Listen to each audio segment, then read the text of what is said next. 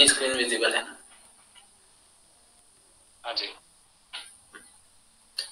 Last हमने जो है अभिनिवेश तक देख लिया था, 5 क्लेशों। हाँ जी, 9वां श्लोक हमने कंप्लीट किया था अभिनिवेश। तो इसमें बात हुई थी कि जो मृत्यु का भय है उसको अभिनिवेश क्यों कहा जाता है, इसके बारे में बताया था, है ना? फिर हमने कहा था कि जैसे जो हमने क्लेश तनु कर लिए उनको किस तरीके से खत्म किया जा सकता है ना, इसके जो उपाय हैं उसके बारे में आगे डिस्कस करेंगे। ठीक है, तो उसी को लेके यहाँ पे प्रस्तुत हो रहे हैं। ठीक है, पतंजलि कह रहे हैं ते प्रतिप्रसव हेया सूक्ष्मा।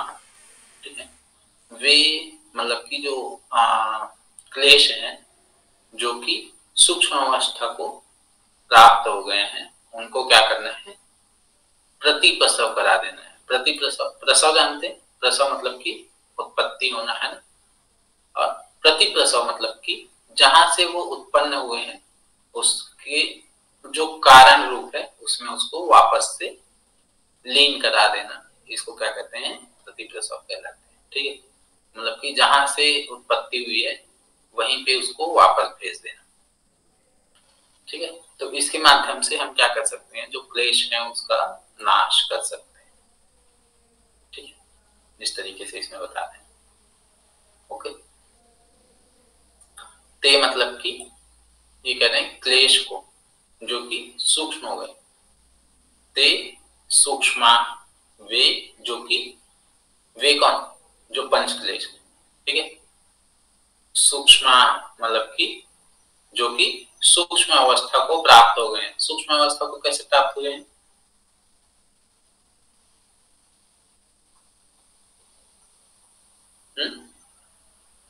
ये के माध्यम से, क्रिया योग के अभ्यास से। हाँ, क्रिया योग मतलब क्रिया योग का फल बताया था ना, दो, समाधि भावना, क्लेश तनु करना। ठीक है, तो क्लेश जो कि तनु हो गए हैं या फिर सूक्ष्म हो गए हैं, है ना, उनको क्या करना है, प्रतिप्रसव करा देना है। ठीक है, प्रतिप्रसव मतलब कि जहां से उनकी उत्पत्ति हुई है वहीं पे ही उनको वापस उनके कारण में लीन करा देने से क्या हो जाता है, जो क्लेश है वो समाप्त हो जाते हैं। ठीक है, क्रिया योग या ध्यान योग द्वारा सूक्ष्म किए हुए क्लेशों का नाश निर्भीक समाधि के द्वारा चित्त को उसके कारण में विलीन करके करना चाहिए। कैसे करना चाहिए, उसका जो कारण स्वरूप है, मतलब जहां से उत्पत्ति हुई उन्हीं में उसको वापस लीन करके आप क्या कर सकते हो, क्लेशों का नाश कर सकते हो। ठीक है, क्योंकि क्रिया योग या ध्यान द्वारा क्षीण किए हुए, क्षीण जो वर्ड है ना, क्षीण मतलब कि उसको कम इफेक्टिव कर दिया है। ठीक है, कर दिए जाने पर भी जो लेश मात्र क्लेश शेष रह जाता है उसका नाश दृष्टादृश्य के संयोग का अभाव होने पर ही होता है। ठीक है, उसके पहले क्लेशों का सर्वथा नाश नहीं होता है। ठीक है, मतलब कि यहाँ पे क्या कह रहे हैं, क्लेश को हम जो है कंप्लीटली जो है खत्म तभी कर पाएंगे जब जो है क्या हो जाएगा, जब जो दृष्टा और दृश्य है उसका संयोग जो है वो खत्म हो जाएगा। ठीक है, मतलब ये दोनों जब अलग हो जाएंगे तभी जो है वो जो अविद्या है वो कंप्लीटली खत्म हो पाएगा। ठीक है, और तभी जो है, क्योंकि क्लेश का जो मूल है वो क्या है, अविद्या है। ठीक है, अगर वो चार जो है ना, अस्मिता, राग, द्वेष और अभिनिवेश, ये चारों अगर खत्म हो गए तो इसका मतलब ये नहीं कि अविद्या भी खत्म हो गई। ठीक है, अविद्या जो है वो बची रहती। इवन जो संप्रज्ञात वाली अवस्था है उसमें भी जो है, उसमें भी बचा हुआ है ना। कल हमने देखा था दितंबरा प्रज्ञा वाली स्टेज में भी क्या है, उसमें आपके जो बीज है ना, वो बचे है ना, संस्कार जो है वो बचे हुए हैं। तो वो जो संस्कार जो बचा हुआ है वहां पे जो है अविद्या जो है वो वास कर रही है। ठीक है, ओके, आगे चलते हैं। अभी कह रहे हैं, पहले हमने बताया था एक तरीका कि हम जो है क्रिया योग के माध्यम से क्या कर सकते हैं, क्लेश को तनु कर सकते हैं। यहाँ पे जो है दूसरा तरीका बता रहे हैं, ध्यान या तदवृत्तिया। ध्यान ध्यान हेया तदवृत्त्य, वो जो क्लेश है ना, उनकी जो स्थूल वृत्तियां हैं उसको ध्यान के माध्यम से क्या किया जा सकता है, तनु किया जा सकता है या फिर नष्ट किया जा सकता है, इस तरीके से बता दें। ठीक है, ध्यान के अभ्यास से भी क्लेश को क्या किया जा सकता है, नाश किया जा सकता है। ठीक है,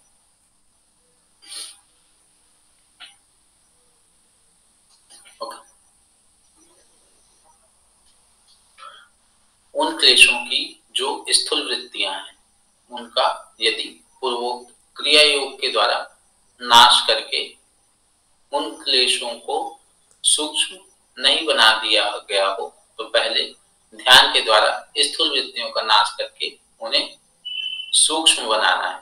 ठीक है, मतलब क्या है, अगर हमने जो है प्री प्रैक्टिस नहीं करी है ना, अगर जो है हमारा क्रिया योग का अभ्यास नहीं है ना, उसके माध्यम से अगर हमने उसको तनु नहीं किया हुआ है, तो फिर हम उसको ध्यान के माध्यम से पहले क्या करेंगे, तनु करेंगे या फिर सूक्ष्म करेंगे। ठीक है, फिर निर्वीत समाधि की सिद्धि सुगमता से हो पाए। ठीक है, उसके बाद ही जब आपका जो क्लेश है वो खत्म हो जाएगा, तभी जो है आप क्या प्राप्त कर पाएंगे, निर्वीत समाधि को प्राप्त कर पाएंगे। ठीक है,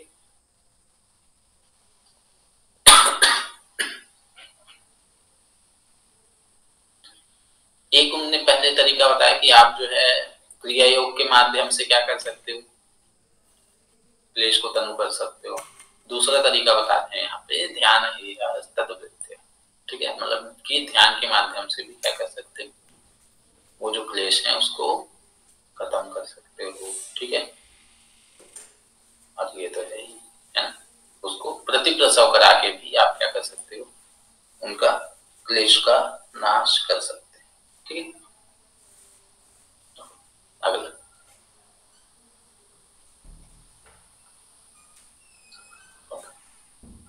यहाँ पे क्या कह रहे हैं, उपर्युक्त क्लेश किस प्रकार जीव के महान दुखों का कारण है, इस बात को स्पष्ट करने के लिए जो है अब आगे बताते हैं। ठीक है, कि किस तरीके से जो क्लेश है ना, वो कैसे दुख का कारण है। ठीक है, दुख का कारण किस तरीके से बनता है। ठीक है, तो कह रहे हैं क्लेश मूल कर्माशयो दृष्ट अदृष्ट जन्म वेदनीय। ठीक है, देखो यहाँ पे सबसे पहला वर्ड है क्लेश मूल। ठीक है, क्लेश जो है वो मूल है किस चीज का, कर्माशय का। ठीक है, क्लेश क्या है, मूल है किसका, कर्माशय का। ठीक है, कर्माशय मतलब समझते हैं, जो हमारे जो संस्कार हैं जो कि इकट्ठा हुए हैं है ना, उसको कहते हैं कर्माशय।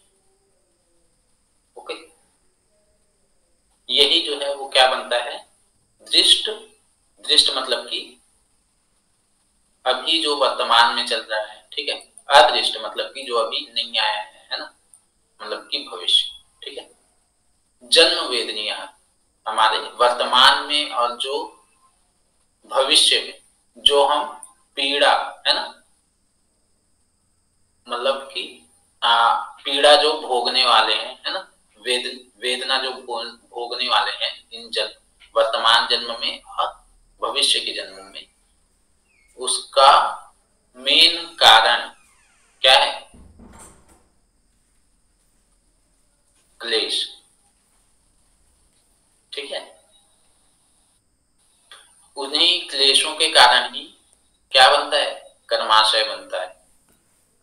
ठीक है, और फिर उसी के कारण जो है आपका अगला जन्म बनते जाता है, या फिर वर्तमान में जो भी हम दुख सुख जो भी भोग रहे हैं है ना, उसके पीछे क्या है, क्लेश ही मुख्य कारण है। इस तरीके से बताते हैं कर्मों के संस्कारों की जड़ उपयुक्त 5 क्लेश ही है, अविद्या आदि क्लेशों के न रहने पर किए हुए कर्मों से कर्माशय नहीं बनता है।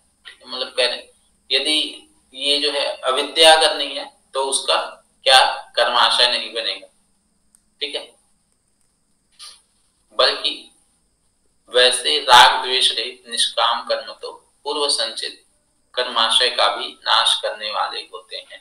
ये गीता का यहाँ पे रेफरेंस लेके बोल रहे हैं कि किस तरीके से जो है अगर राग द्वेष से रहित है ना, अगर निष्काम कर्म मतलब कि अगर पतंजलि के कंटेक्स्ट में कहें तो अशुक्ल अकृष्ण कर्म, ठीक है, अगर इस तरीके का कर्म कर रहे हैं है ना, तो वो क्या है, कर्माशय नहीं बनाएंगे, है ना। जैसे हमने बात करी थी ऊपर जब हम समाधि की बात कर रहे थे, है ना, तो समाधि में जब संप्रज्ञात हो जाता है तो उसके बाद हम क्या करते हैं कि उसको भी क्षीण करते जाओ, है ना। तो उसको जब क्षीण कर रहे हैं, है ना, तब क्या होगा,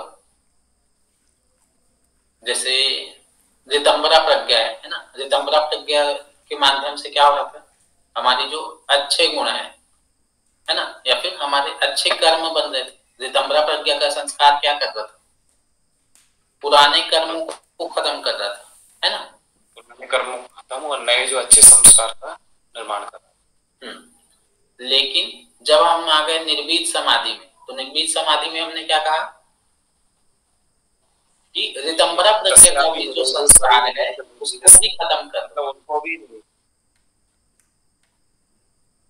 यही कहा था ना कि रितंबरा प्रज्ञा वाला जो अच्छा वाला संस्कार बन रहा है उसको भी खत्म कर दो। तो वो जो संस्कार है वो यहाँ पे निष्काम कर्म के रूप में बता रहे, ठीक है। तभी तो निर्वीत समाधि होगी जब हमारे जो कर्माशय हो वो समाप्त हो जाएंगे, चाहे अच्छे हो चाहे बुरे हो, अभी आगे बताएंगे, ठीक है।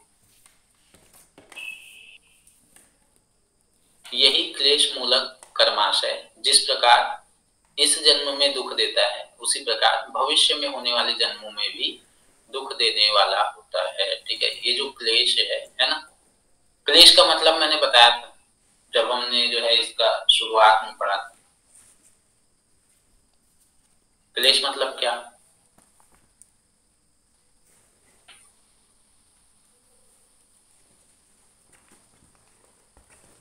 क्लेश जो आदि दैविक आदि भौतिक अध्यात्म, जो 3 प्रकार के क्लेश।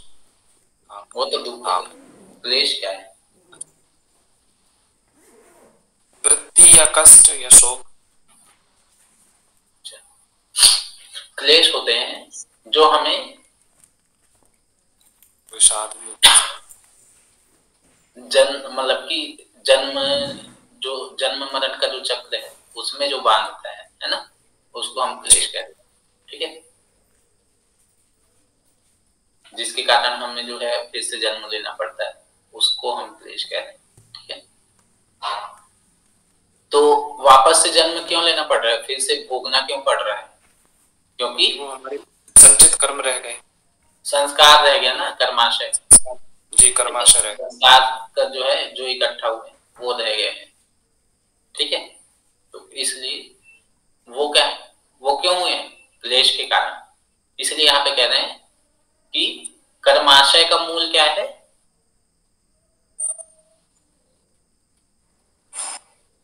क्लेश है। क्लेश मूला, क्लेश मूला कर्माशय, मतलब कि कर्माशय जो बन रहे हैं उसके मूल में क्या है, उसके रूट में क्या है, क्लेश है, ठीक है। और यही जो है वो हमारा अभी जो हम दुख भोग रहे हैं, मतलब कि दृष्ट जन्म में जो वेदना हो रही है, दृष्ट जन्म में जो वेदना हो रही है ना, मतलब वर्तमान जन्म में जितने हमको दुख भोगने पड़ रहे हैं, है ना, उसका भी कारण यही है। और अदृष्ट जन्म वेदनीय मतलब कि जो आने वाला जो जन्म है, भविष्य में जो होने वाले जो दुख है ना, जो हम भोगने वाले हैं, उसका भी कारण क्या है, क्लेश, क्लेश है। क्योंकि ये सब क्या है, कर्माशय ही बनाएगा। जैसे अभी जो हम भोग रहे हैं, है ना, तो वो क्या हो जाएगा, फिर से कर्माशय बनाएगा, ठीक है। और भविष्य में जो भोगेंगे वो भी कर्माशय बनेगा, है ना। जैसे आपने जो है अभी वर्तमान में अच्छा अच्छा काम किया, ठीक है, तो उसका कर्माशय बनेगा कि नहीं बनेगा, बनेगा, बनेगा, ठीक है। अब वो कर्माशय बना तो हमको क्या करना पड़ेगा, फिर से नया जन्म लेना पड़ेगा, लिए, उसको भोगने के लिए जन्म तो लेना पड़ेगा ना जी। और जो बौद्ध दर्शन है वो क्या कहता है, सर्वम दुखम, है ना। चाहे तुम सुख भोगने के लिए ही आ रहे हो लेकिन वो भी क्या है, दुख ही है, ठीक है। जी। तो उनका जो कारण है वो क्या है, क्लेश है, ठीक है। क्लेश। मूल क्लेश है, ओके। उसी को कह रहे हैं जितने भी मतलब हमें वर्तमान में दुख हो रहे हैं और जो भविष्य में जो दुख होने वाले हैं, ठीक है, इनको क्या करना चाहिए, जड़ से काट डालना चाहिए, ठीक है। अर्थात जो क्लेश है उसका सर्वथा नाश कर देना चाहिए। और नाश करने का तरीका तो ऊपर बता ही दिया है ना, या तो ध्यान के माध्यम से कर लोगे या तो आप जो है क्रिया योग कर लो, या फिर एक और बताया था प्रति प्रसव करा लो, ठीक है।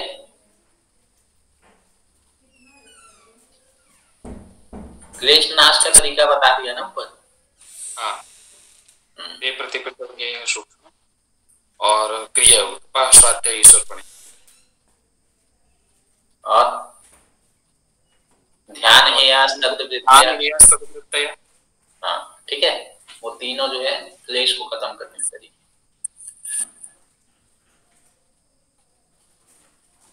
अभी देखते हैं क्या करें।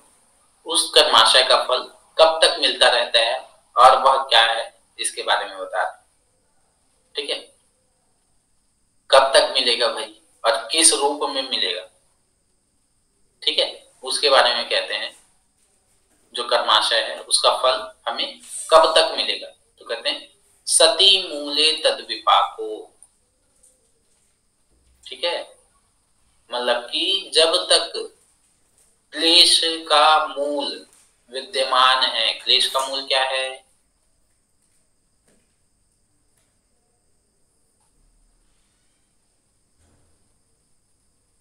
राग द्वेष अभिनिवेश, ये अरे वो तो क्लेश, उसके मूल क्या है, अविद्या, अविद्या। हाँ, मुख्य तो अविद्या है पैदा, ठीक है। तो जब तक अविद्या विद्यमान है तब तक क्या होगा, हमें तद विपाक, मतलब कि वो जो कर्म है उनका कर्माशय बनेगा, वो उनका विपाक होगा, उनका फल मिलेगा, ठीक है। जी। किस रूप में मिलेगा, तो कहते हैं जाति आयु भोगा, ठीक है। किस रूप में मिलेगा, सबसे पहले कहते हैं जाति के रूप में। जाति मतलब कि जितने भी यहाँ योनिया है ना, पशु पक्षी, ठीक है, मनुष्य कीट पतंगे, ठीक है, हाथी शेर, ये सब क्या है, योनिया है, उसी को कह रहे हैं जाति, ठीक है। आयु मतलब कि उस हिसाब से आपकी एज के रूप में, है ना, जिस तरीके का कर्म किया है उस तरीके का एज डिफाइन हो जाएगा। और भोग के रूप में, भोग के रूप में मतलब कि तुमको पाप भोगना है कि पुण्य भोगना है, ठीक है, ओके। तुमको दुख मिलना है कि सुख मिलना है, ठीक है।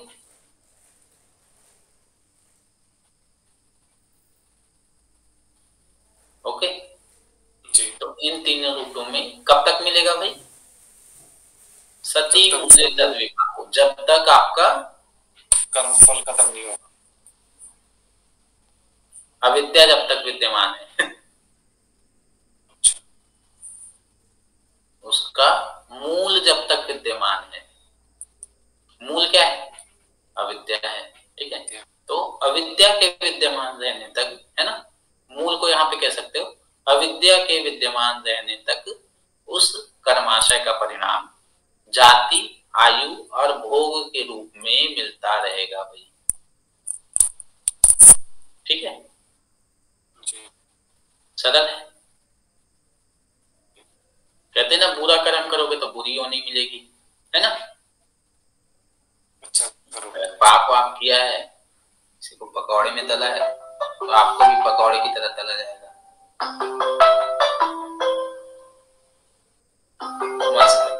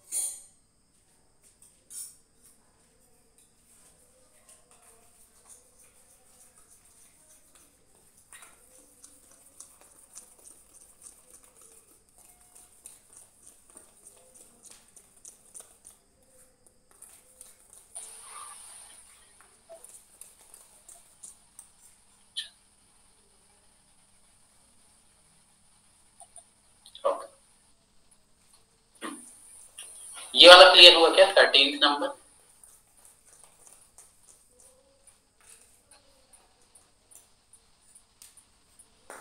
जी सर।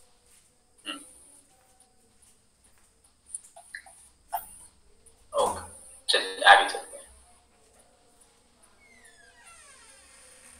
अब कह रहे हैं ये जो जाति, आयु और भोग के रूप में जो परिणाम हुए हैं, है ना, ये किस तरीके के होते हैं, मतलब किस रूप में मिलते हैं।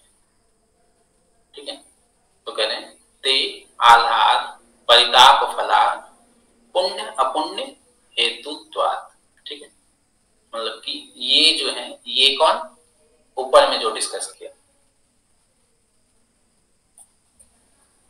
ठीक है, जाति, आयु और भोग क्या है, किस रूप में मिलेंगे?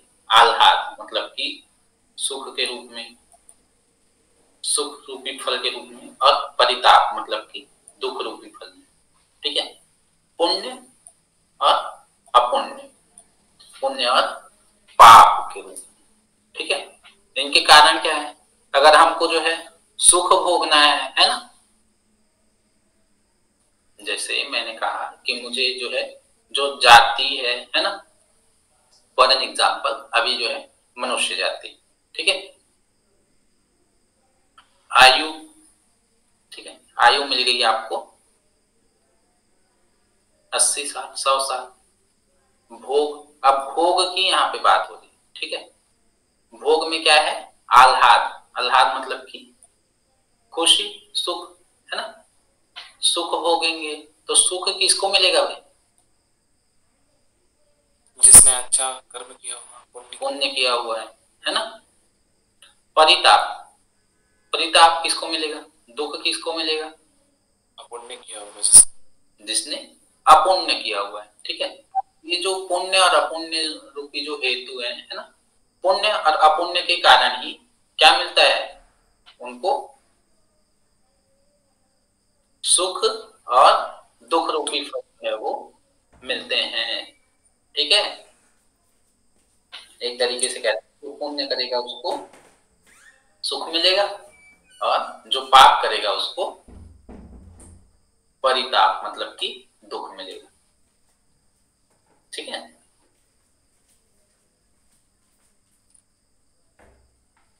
सिंपल है कि इसमें और एक्सप्लेनेशन चाहिए? मतलब इसमें जो भी सतिमूल ले तद्विपाको जात्यातुर्भोगा, मतलब ये तो उसने बोल दिया कि जो भी उसको उसका मूल है, वो मूल क्या है, अविद्या के कारण ही उसको जाति और आयु और भोग मिलेगा। देखो इसको, ये पहले पढ़ो रिलेशन क्या है, ऊपर वाले से रिलेशन क्या है। तो सबसे पहले हमने कहा क्लेश मूला कर्माशयो दृष्ट अदृष्ट जन्म वेदनीय, है ना जी, कि जो कर्माशय है उसका मूल क्या है? क्लेश है। ठीक है, और इसी के कारण ही हमें वर्तमान में और भविष्य में क्या होते हैं, वर्तमान और भविष्य भविष्य के जन्म में वेदना होती है, दुख होता है। ठीक है, जी दुख कह लो या फिर भोग कह लो, ठीक है, क्योंकि वेदनीय कह रहे हैं, मतलब वैसे तो दुख हुआ, लेकिन अगर हम ब्रॉडर देखें तो ये जो संसार है वही दुखमय है, तो इसलिए यहाँ पे वर्ड यूज हो गए भोग। ठीक है, ये क्लियर हुआ कि नहीं हुआ, पहले ये बताओ। ये क्लियर हुआ सर। ये वाला क्लियर है जी। अब इसी के बाद यहाँ पे देखो, यहाँ पे कर्माशय का जो मूल है वो क्लेश है। अब आगे डिस्कस करेंगे क्लेश का मूल क्या है। क्लेश का मूल क्या है? अविद्या। अविद्या। ठीक है, तो इसीलिए कहते हैं सती मूले। ठीक है, सती मूले मतलब क्लेश का मूल। ठीक है, क्लेश का मूल क्या है? अविद्या।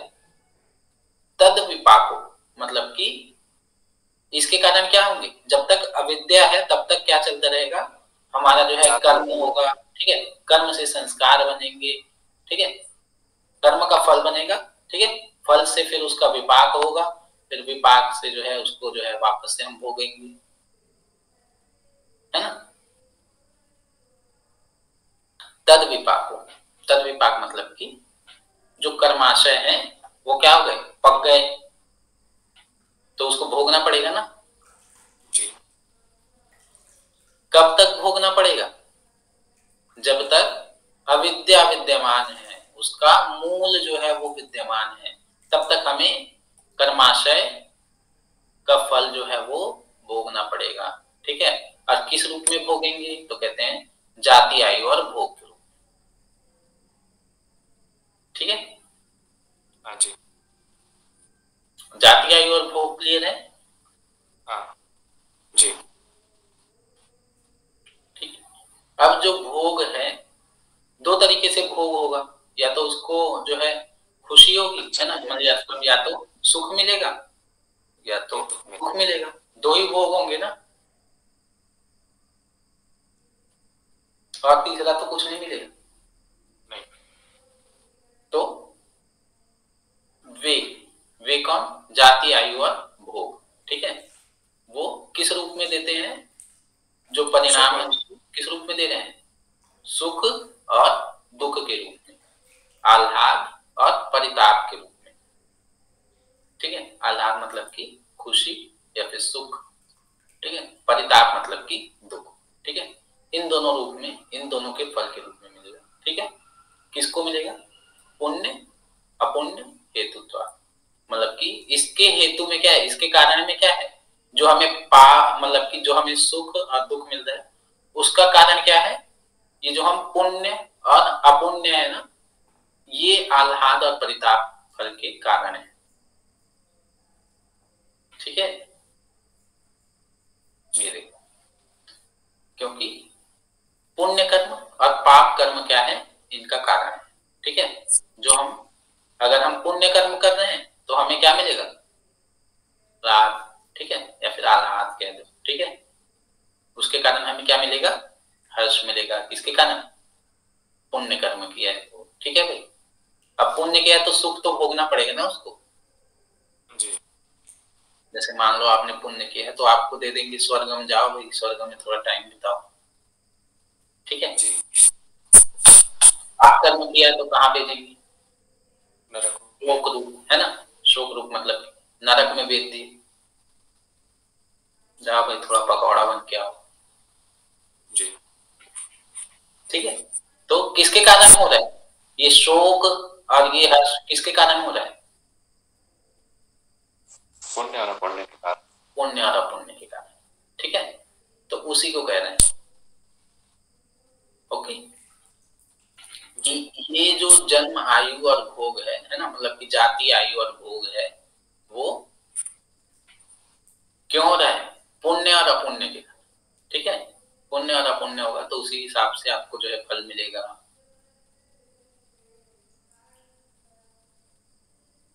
ओके, किस रूप में फल देते हैं उसको बता रहे हैं, ये जाति आयु और भोग जो है वो किस रूप में फल देते हैं। तो खुशी और दुखी के रूप में फल देते हैं, खुशी और दुख के रूप में फल देते हैं। ठीक है, और किसके माध्यम से देते हैं? तो पुण्य और अपुण्य के माध्यम से देते हैं। ठीक है, हाँ जी।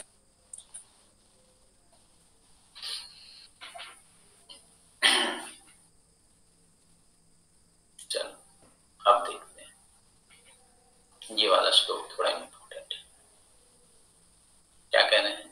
परिणाम ताप संस्कार दुख गुणवृत्ति विरोधाच दुखमेव सर्व विवेकिनः।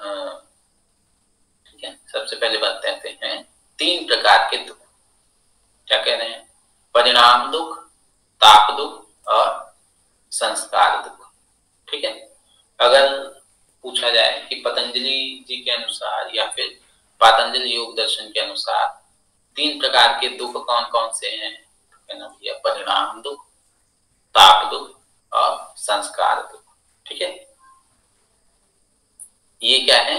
ये सभी में विद्यमान रहते हैं।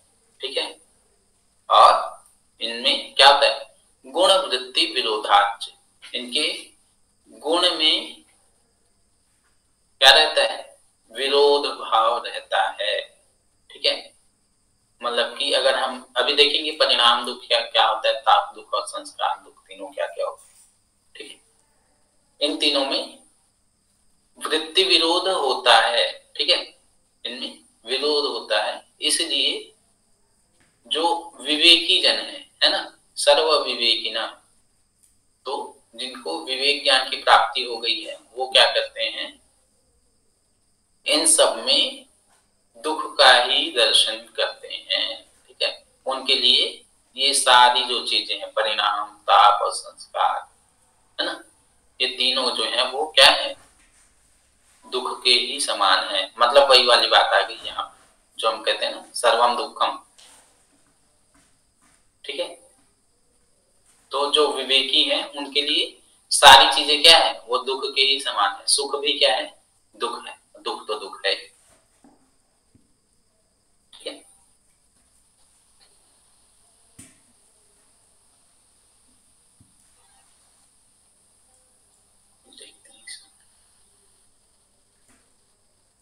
चलिए सबसे पहला आता है आपका परिणाम दुख। तो परिणाम दुख क्या है भाई? जब जो आदमी है ना,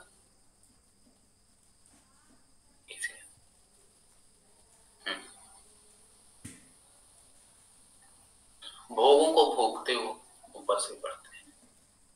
परिणाम दुख जो कर्म विपाक भोग काल में स्थूल दृष्टि से सुखप्रद प्रतीत होते हैं,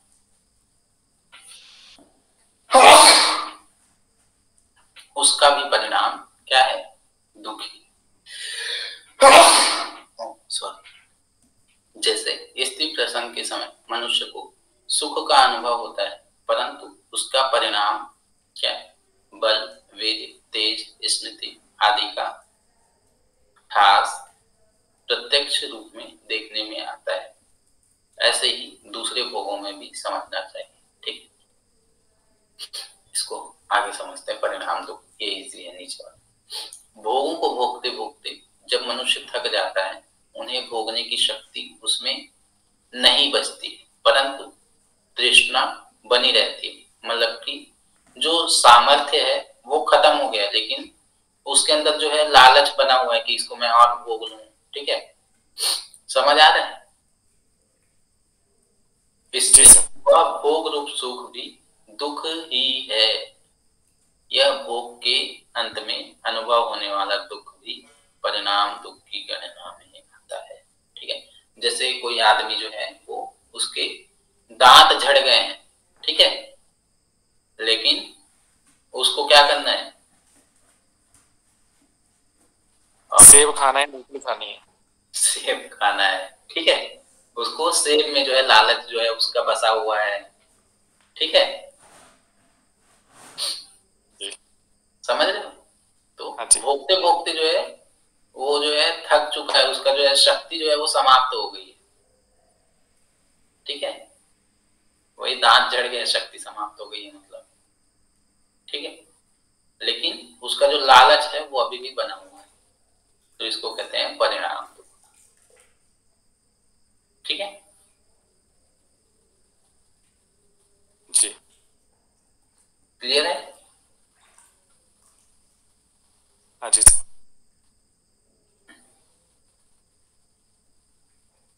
अगला चलते हैं ताप दुख। सभी प्रकार के भोग रूप सुख विनाशशील हैं, उनसे वियोग होना निश्चित है, अतः भोग काल में उनके विनाश की संभावना से भय के कारण ताप दुख बना रहता है। अभी देखते हैं आगे। इसी प्रकार मनुष्य को जो सुखकारक भोग प्राप्त हो रहे हैं वे सतिशय है ना, सतिशय मतलब छोटे, छोटे, अतिशय बड़े, सतिशय माने छोटे, और निरतिशय मतलब उससे भी बड़े, बड़े। याद करो, बताया था।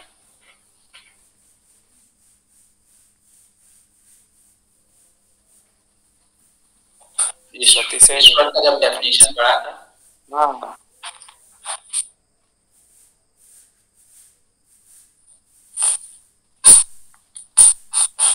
जी सर। क्या होता है निरतिशय?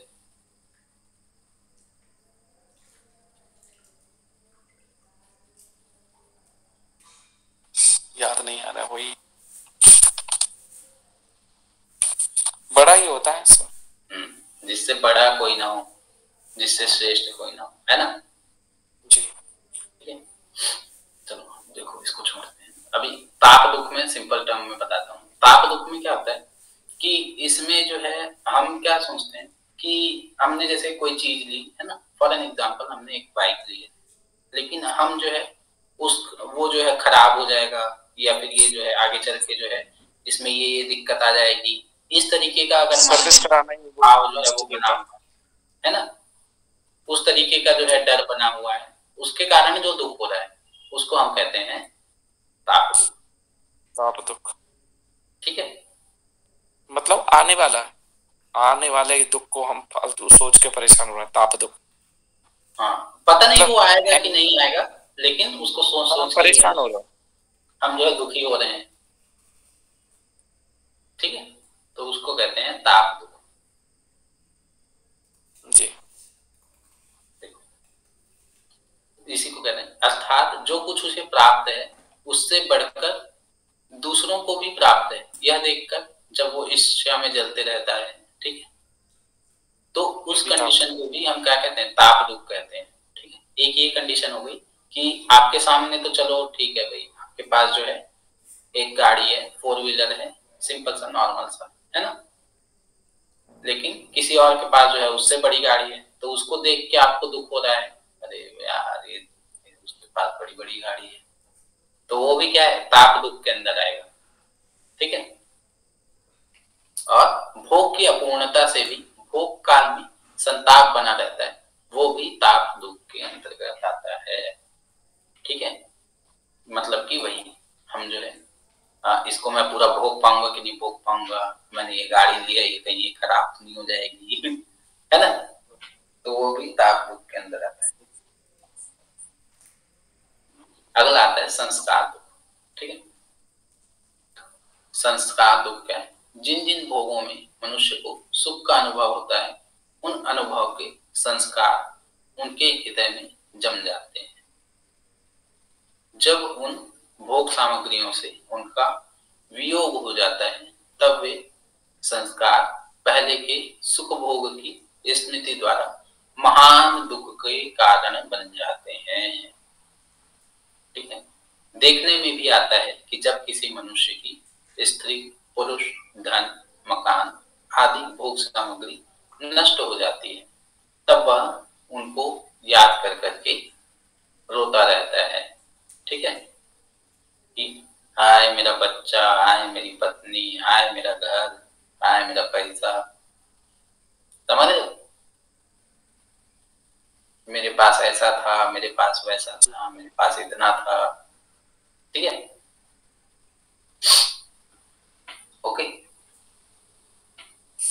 मेरे पास पास्ट में ऐसा था, वैसा था, वैसा था। पास्ट का वो सुख को सोच रहा है, सुख उसके पास था पर अभी दुख मिल रहा है तो वो सुख को याद करके दुखी हो रहा है। यस, कि मेरे पास पिछले टाइम में ऐसा था, वर्तमान में मैं जो है भिखारी हो गया। ठीक है, लोगों से भिखारी होकर ये तो स्वाभाविक सा हर किसी के साथ हो जाता है, एक सामान्य व्यक्ति के साथ भी होता है। तो ये सामान्य व्यक्ति की बातें चल रही है जी, ठीक है। तो जब इस तरीके का कंडीशन बन जाए तो हम इसको कहते हैं संस्कार।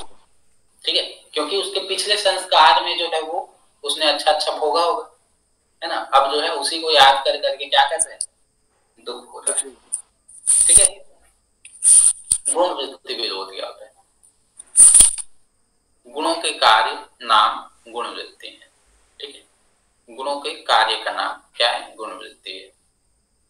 गुणों के कार्य में परस्पर अत्यंत विरोध है। जैसे कि सत्व गुण का कार्य क्या है? प्रकाश का है ना, ज्ञान का है, सुख का है। ठीक है, अगर इन सब में जैसे 3 गुण हैं हमारे पास, तो तीनों गुण के काम अलग अलग है ना जी। सत्वगुण, रजोगुण, तमोगुण के तीनों के गुण अलग अलग। उसी को कह रहे हैं। जैसे सत्व गुण का काम क्या है? प्रकाश का है ना, ज्ञान का है, सुख का है। वैसे ही तमोगुण का काम क्या है? अंधकार है ना, या फिर अज्ञान है। ठीक है, या फिर आपका आलस्य है। ठीक है,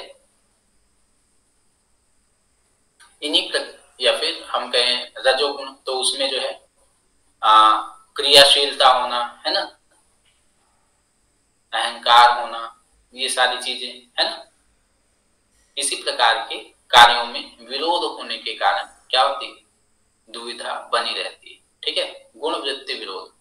ठीक है, जो गुण है ना, उनके जो कार्य हैं उनमें क्या रहता है? परस्पर विरोध रहता है। ठीक है, सुख भोग में भी शांति नहीं मिलती है। ठीक है, वैसे तो सुख जो है वो सत्व गुण का है ना जी। सुख जो है वो किसका है? सत्व गुण, है ना। यहाँ पे आया ना, सुख गुण किसका कार्य है? सत्व गुण का है, लेकिन उसमें भी शांति नहीं मिल रही है। ठीक है,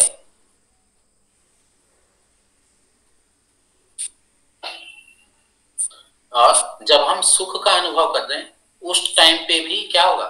जो रजोगुण है और तमोगुण है वो भी उस टाइम पे प्रेजेंट रहेंगे। ठीक है, उसमें भी उसको शांति नहीं है। ठीक है, तो उसके कारण उसको दुख मिल रहा है। ठीक है, इसलिए वह भी जो है वो क्या है? दुख के ही समान है। ठीक है,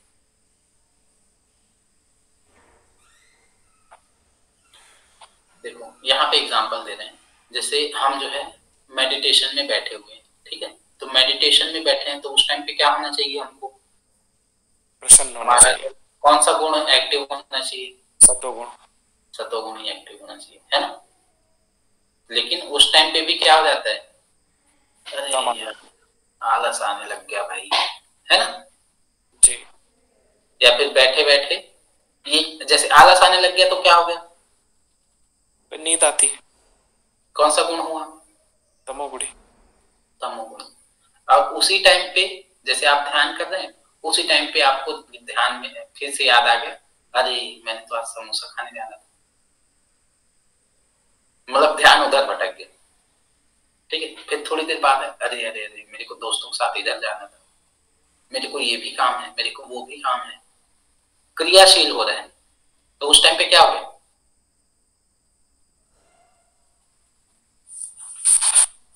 वो मतलब हमें भटका रहे हैं। हो गया ना, रजोगुणी भी जी।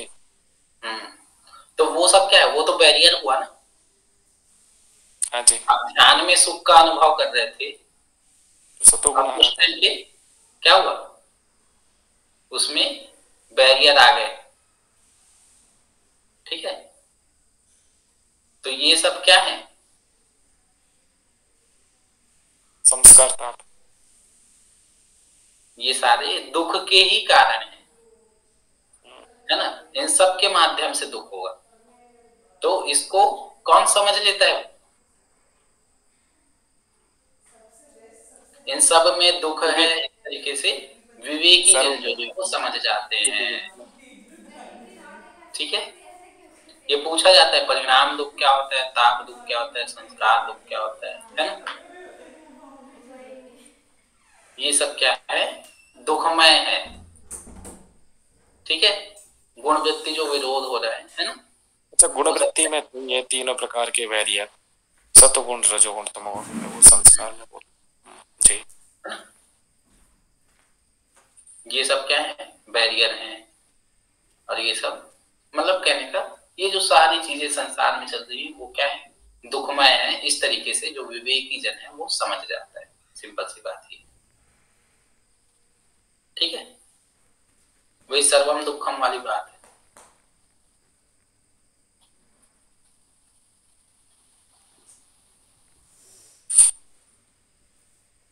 अब क्या कह रहे हैं? तो कहते हैं ये क्या है?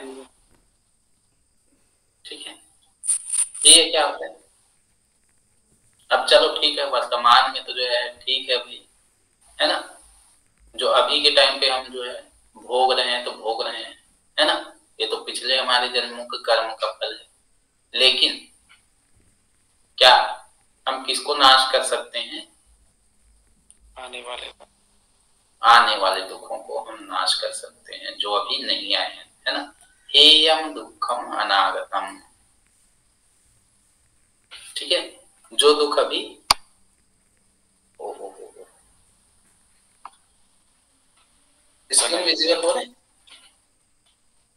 नो सर, अभी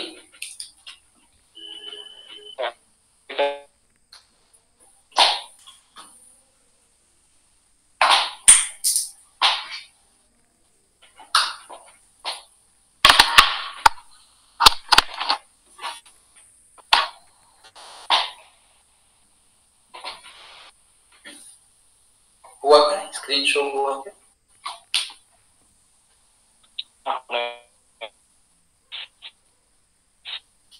चलो ठीक है, तो इसमें कह रहे हैं हेयम दुखम अनागतम, मतलब कि वे दुख जो अभी नहीं आए हैं वो कैसे हैं?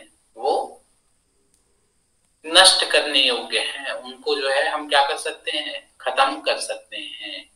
ठीक है, मतलब कि वर्तमान के जन्म में, है ना, वर्तमान जन्म के पहले जो अनेक योनियों में दुख भोगे जा चुके हैं, या फिर वर्तमान में जो हम भोग रहे हैं, है ना, उनको तो हम जो है भोग के खत्म कर लेंगे, है ना।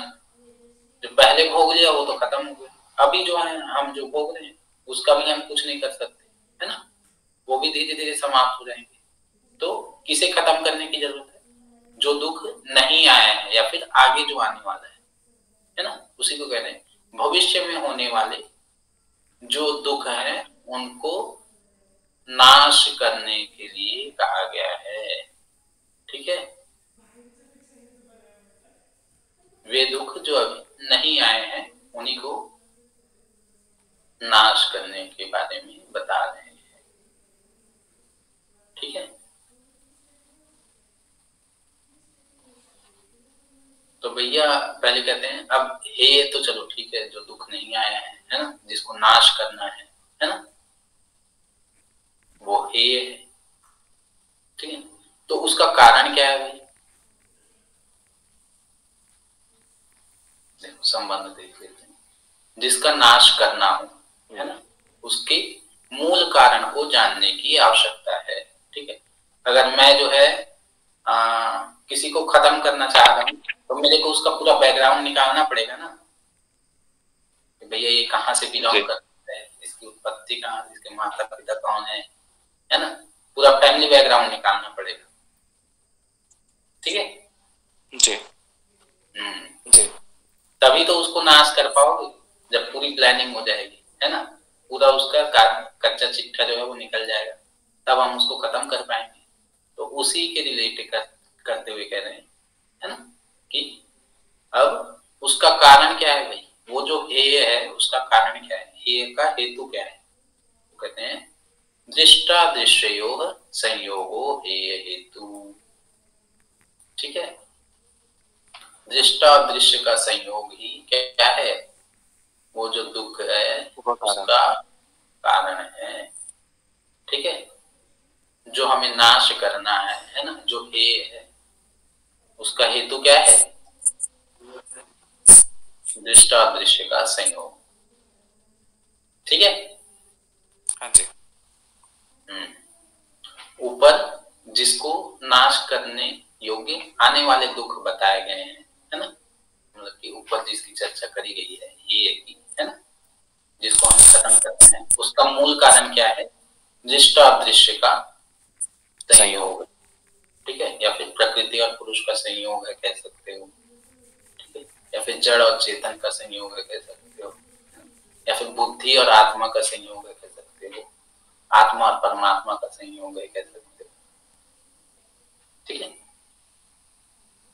इसी को खत्म करेंगे तो क्या हो जाएगा, अब दृश्य दृश्य संयोग खत्म हो जाएगा तो क्या होगा भाई, ये दुख का नाम है, मतलब आने वाला दुख तो हमने वो कर ही दिया। तो वो भी खत्म हो जाएगा। ठीक है, दृष्टा और दृश्य का संयोग ही जब खत्म हो जाएगा तो अविद्या ही नहीं आएगी।